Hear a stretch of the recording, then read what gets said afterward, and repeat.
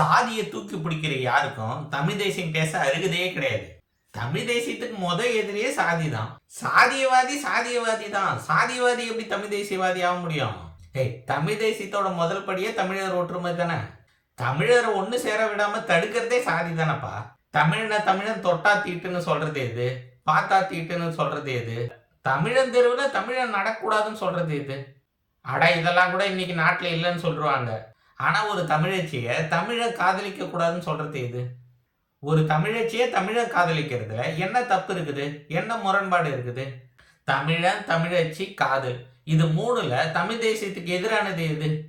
ரெண்டு பேரும் ஒரே மொழி தான் பேசுறாங்க, ஒரே நாட்டுல தான் இருக்கிறாங்க, ஒரே தேசிய இனம் தான், தமிழ் தேசிய இனம் தான். ஒரு தமிழன் தெலுங்குச்சியை காதலிச்சா தமிழ் தேசியம் கெட்டு போகுதுன்னு சொல்லலாம். ஒரு மலையாளி தமிழனை காதலிச்சா தமிழ் தேசியத்துக்கு இழுக்குன்னு சொல்லலாம்.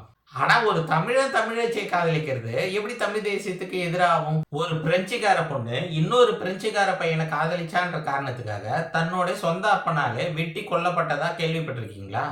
உலகத்துல வேற எங்கேயாவது, வேற எந்த தேசிய இனத்திலேயாவது இந்த மாதிரி ஒரு காட்டு மிராண்டித்தனம் நடக்குமா? எந்த நாட்டுல இந்த மாதிரி ஆணவ கொலைன்னு ஒண்ணு இருக்குது சொல்லுங்க?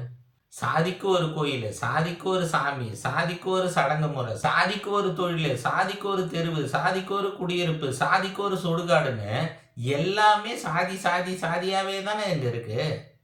தமிழ்நாட்டை தமிழ ஆண்டுட்டா இது எல்லாம் சரியாயிடுமா? இதெல்லாம் ஒரே நாள்ல முடிஞ்சிருமா? இங்க சாதியை ஒழிக்காம தமிழ் தேசியத்துல ஒரு அங்குலம் கூட நம்மளால முன்னால் நகர முடியாது. தமிழனுக்கு சாதி கிடையாது. சாதி பார்க்கிறவன் தமிழனே கிடையாது. நன்றி, வணக்கம்.